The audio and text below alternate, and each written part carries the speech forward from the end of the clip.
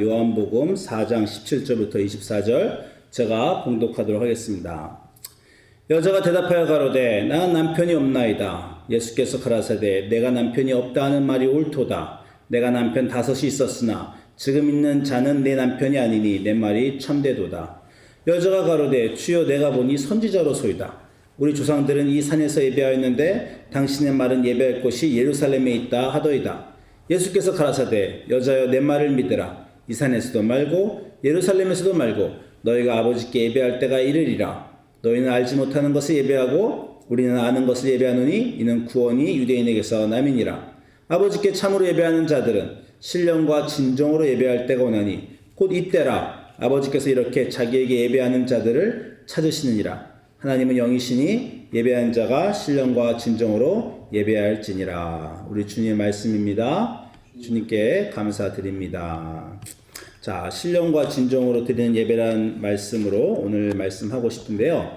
아시겠지만 우리 지난주에 전교인 모임을 했습니다. 며칠 전교인 모임을 하고 우리가 이제 앞으로 있을 트랜지션, 이제 두 교회를 섬기는 문제 그리고 사실은 제가 가는 것보다 이제 두 교회가 예배를 어떻게 같이 할지, 따로 할지, 예배를 멀지 할지, 몇 시에 할지, 장소를 어떻게 할지 그런 예배 시간들을 우리가 금요일날 나눴고 많은 교인들이 와서 진지하게 그 문제에 대해서 같이 얘기해서 제가 참 기뻤습니다. 그 모임을 통해서 제가 생각하게 된 것, 다시 기억하게 된 것이 하나 있는데 우리는 예배 공동체예요. 이 교회에서 제일 중요한 건 예배입니다. 목사인 제가 중요한 것도 아니고 성경 공부나 다른 밥 먹는 게 중요한 게 아니라 교회라는 곳은 예배 공동체이기 때문에 그래서 우리가 특히 중요한 미팅을 한 거예요. 예배의 시간과 장소, 예배를 드리는 우리의 마음, 언어 그런 것들이 너무 중요해서 예배에 대한 얘기를 한 것입니다. 예배의 중요성에 대해서 교인들과 나누면서 같이 많은 생각을 해보았는데 그래서 오늘 말씀은 예배에 대한 얘기를 하려고 합니다. 우리가 예배에 대한 얘기를 할 때마다 가장 빼놓을 수 없는 성경 구절이 바로 우리가 오늘 읽은 요한복음 4장 24절이죠.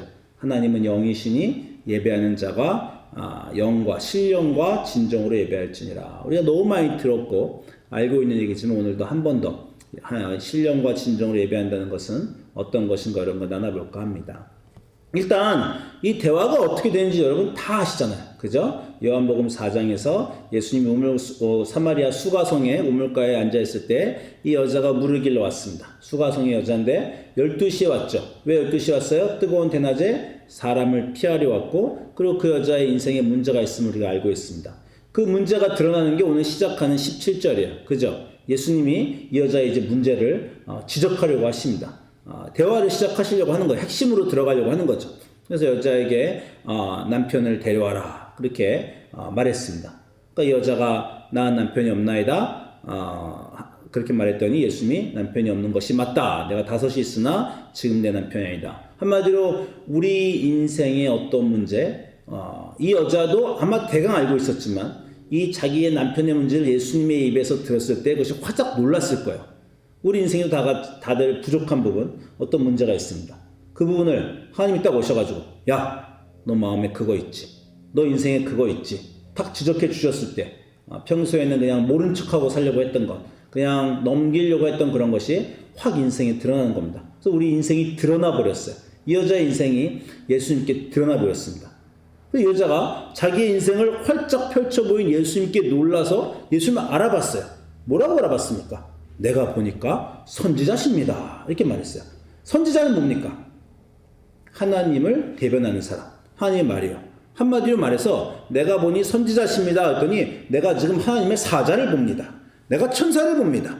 내가 하나님을 만났습니다. 라고 여자가 대답한 겁니다. 내가 선지자 하나님의 사자를 내가 오늘 만났습니다. 자, 여러분 하나님 만났어요. 가장 먼저 여러분 입에서 무슨 말이 나오겠습니까? 생각해 본 적 있어요? 하나님을 딱 만났어요. 깜짝 놀랐어요. 하나님이요. 나타났어요. 무슨 말 하겠습니까? 저 죽으면 천국 가나요? 이거 물어보시겠어요? 아니면 저 잘하고 있나요? 제 인생은 어떤가요? 그동안 어떻게 되셨습니까? 뭐라고 물어보시겠어요? 이 여자는 가장 중요한 질문을 하고 있는 거예요. 나는 잘 살고 있습니까?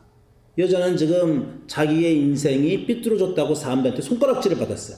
사람들은 자기를 잘못된 여자라고 합니다. 자기는 열심히 살았는데 그 인생이 잘 풀리지 않았어요.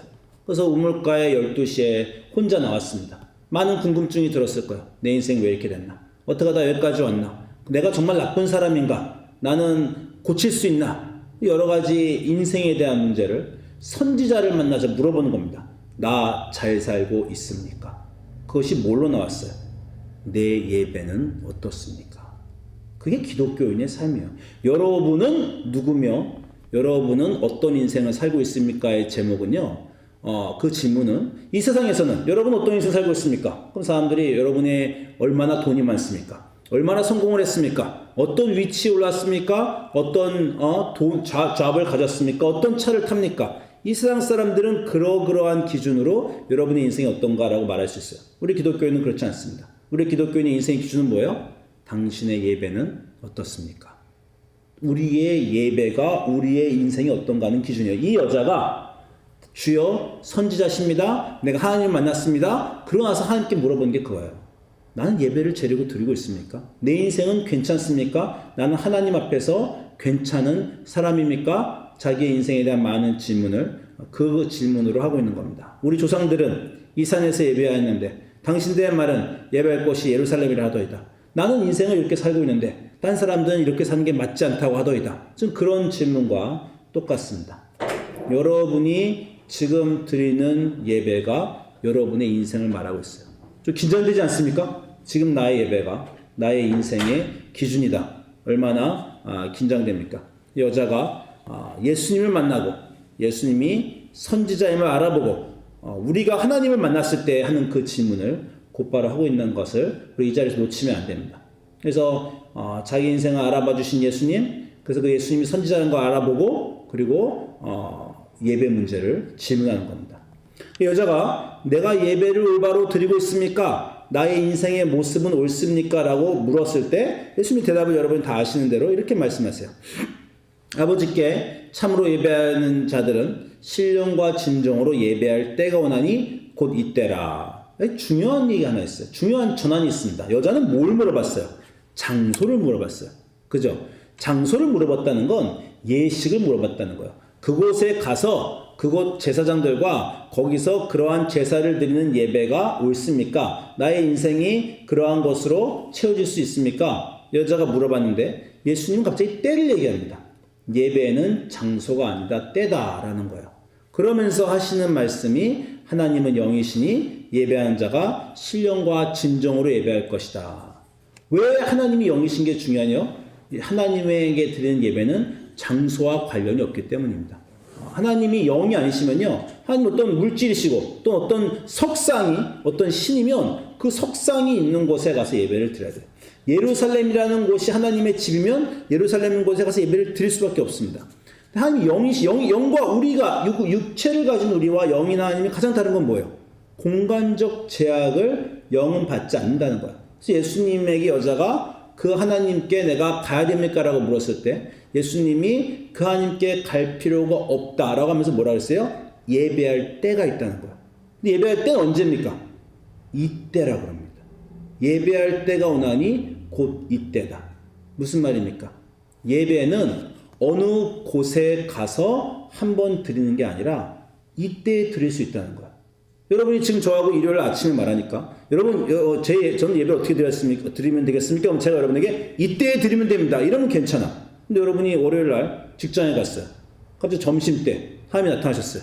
하나님 내 인생 어떻습니까? 예배는 잘 드리고 있습니까? 지금 이때가 너가 예배를 드릴 때다. 여자에겐 지금 이때는 언제입니까?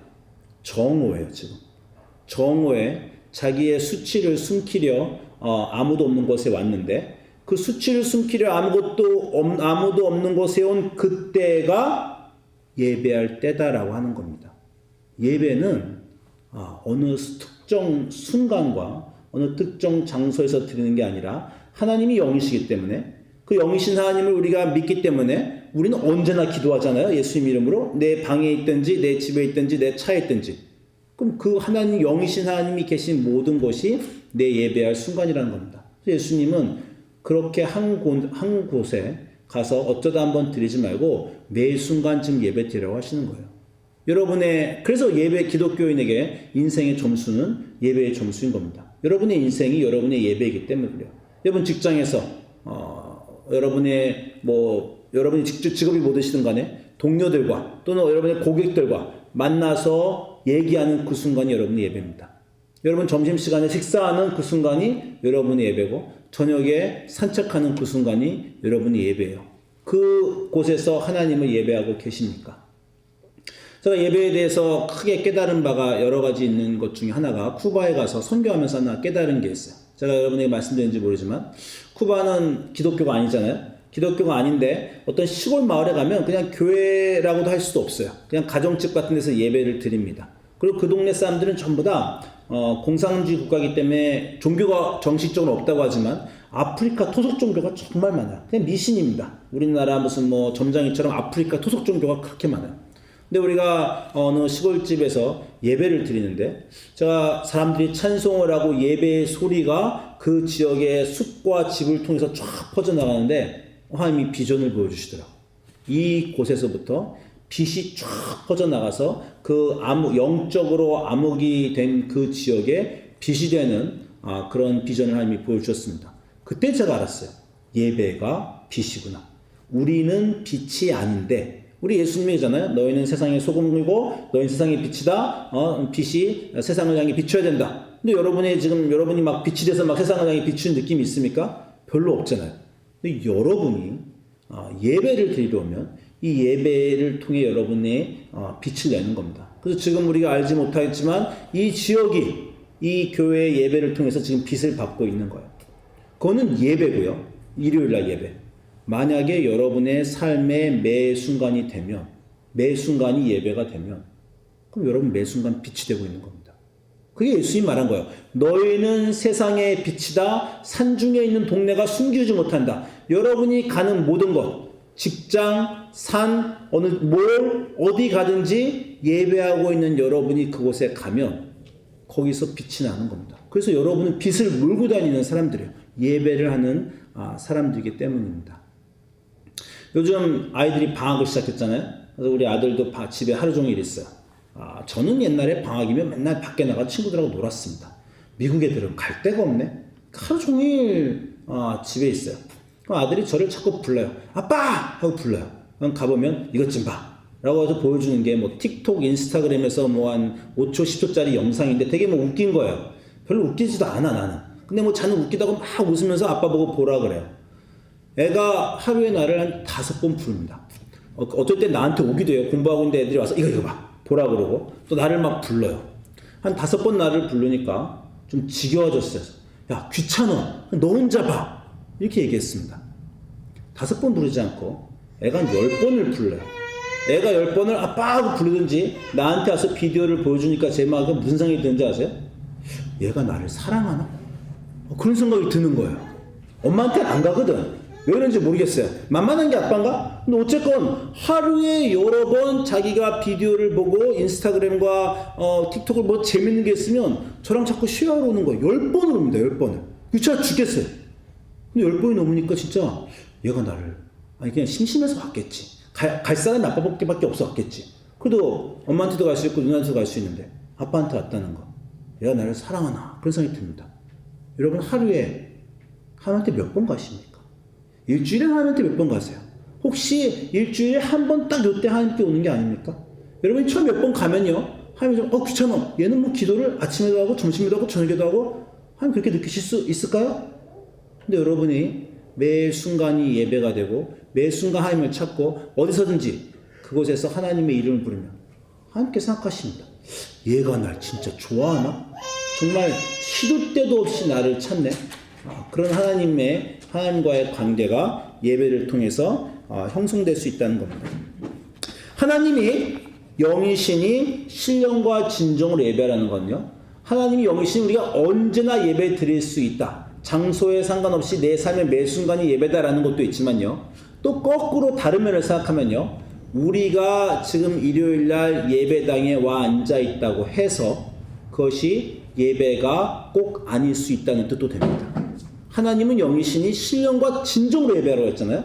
그러니까 예루살렘에 가서 앉아 있으면 나는 자동적으로 예배가 된다는 사람에게는 너 예루살렘에 가도 거기에 신령과 진정이 없으면 예배가 아니다 이렇게 말씀하시는 거고, 여자에게는 예루살렘을 못 가도 여기서 예배할 수 있습니까? 그래, 지금 여기서 네가 신령과 진정을 드리면 그곳이 예배고 너의 삶의 매 순간이 예배된다. 그런 말입니다.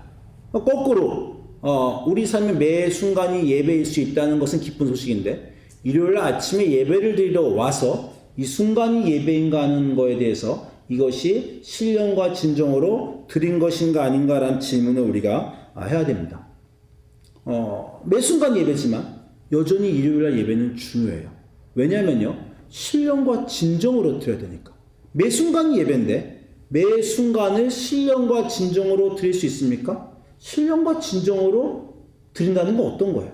여러분 지금 예배를 신령과 진정으로 드리고 있습니까? 여러분 스스로에게 나는 지금 신령과 진정으로 예배를 드리고 있다라는 증거는 여러분에게 뭡니까?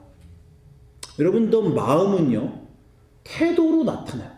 태도가 중요한 건 그 마음을 반영하기 때문입니다. 예배를 나오는 마음은 예배를 준비하는 태도와 관련되어 있어요. 여러분의 아침이 옷을 다리고 아침에 일찍 일어나서 서둘러 예배를 오고, 그리고 그 전날 내일은 주일이니 내가 오늘 좀 거룩하게 준비를 해야 되겠다. 또는 아침 여러분이 심지어 헌금 봉투에 헌금을 준비하는 마음. 여러분 헌금이 중요한 이유는 또 그겁니다. 매주 헌금을 준비하는 이유는요, 액수와 전혀 상관없이 헌금을 준비하면서 뭐예요? 이번 주를 생각하는 겁니다.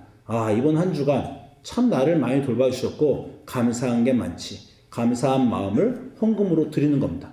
헌금의 시간, 찬양을 준비하는 시간, 옷을 다리는 시간, 심지어 아침에 차를 서둘러 몰고 오는 그 모든 여러분의 행동과 그 모양이 여러분의 마음을 표현하는 거예요. 마음이란 건 이런 겁니다. 제가 얘기를 하나 드릴게요. 지난주에 저는 연합감리교 연회에 갔어요.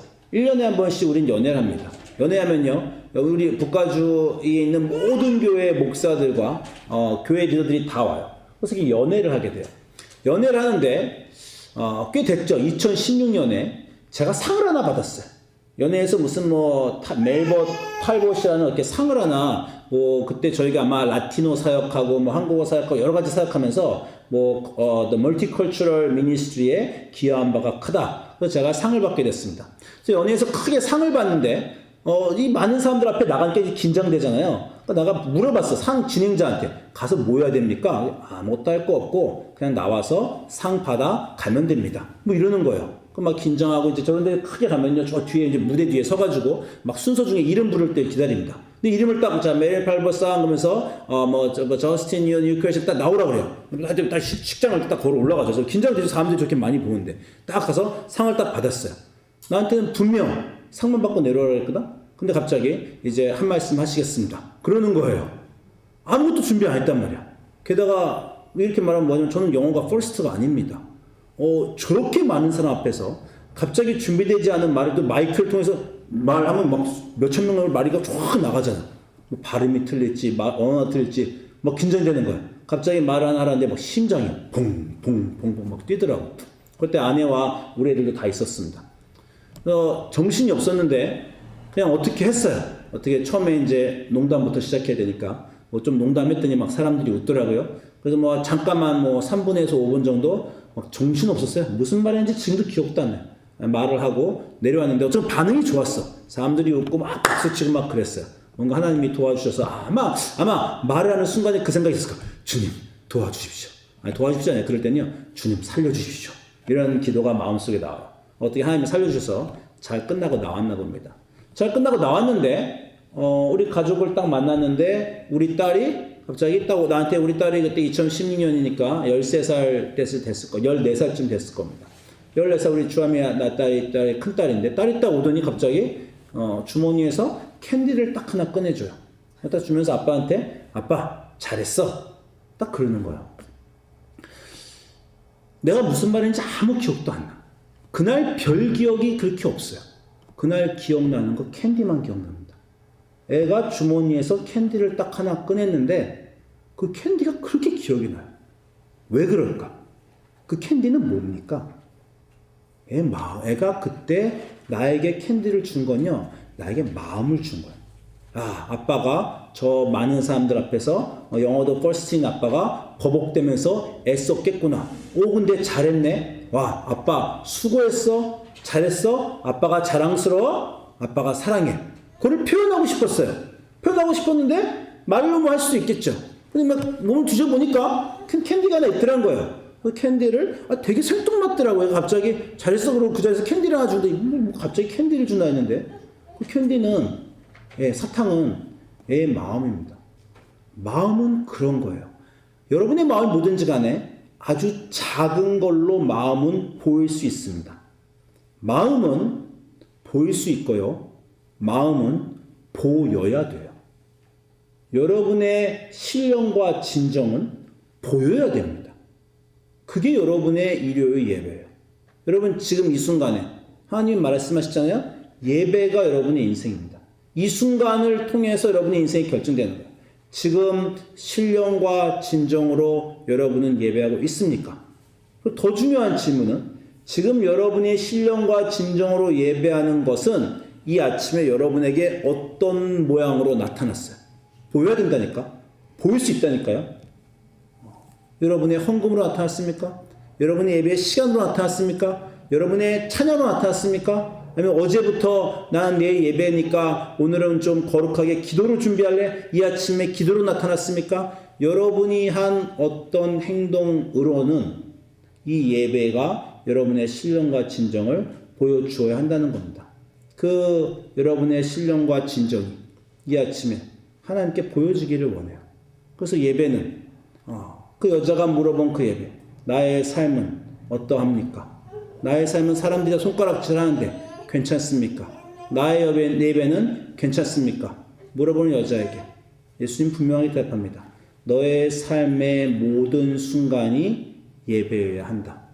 그리고 그 예배의 순간, 모든 순간은 신령과 진정이 들어있어야 한다. 너희가 일요일 아침에 예배를 드리는 것은 그 신령과 진정을 보일 수 있는 기회다. 일요일 하루 예배를 드리기 위해 주중 내내 스케줄을 준비하고 어떤 사람이 말할 때 나는 그때 그건 할 수 없습니다. 나는 그 아침에 하나님께 예배 드려가야 됩니다. 그럼 모든 준비가 여러분의 인생을 보여주는 거예요.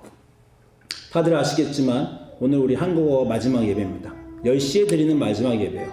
그리고 우리 교회가 7월 한 달 동안은 트랜지션을 할 거기 때문에 어저께 금요일 날 결정은 그렇게 했어요. 우리가 새 교회로 가서 거기 있는 공동체와 아침에 예배를 2개를 드릴지 그 공동체 예배를 1개 드릴지 아직 모르지만 가서 확인해 보자. 그러면서 한국어 예배는 어떻게 드려야 될지 그것들을 고민했습니다. 아마 7월 한 달 동안은 예배가 흔들릴 거예요. 여러분의 삶의 가장 중요한 부분이 흔들릴 수 있습니다. 왜냐하면요, 시간과 장소가 흔들릴 것이기 때문이에요. 그러나 시간과 장소가 흔들려도 가장 중요한 건 뭐라고요? 여러분의 신령과 진정입니다. 내가 어느 예배에, 어느 공동체와 어느 시간에, 어느 장소에서 예배를 드리든지 나의 마음이 거기에 신령과 진정으로 있는가? 그 예배를 하나님이 받으시는 겁니다. 기도하겠습니다.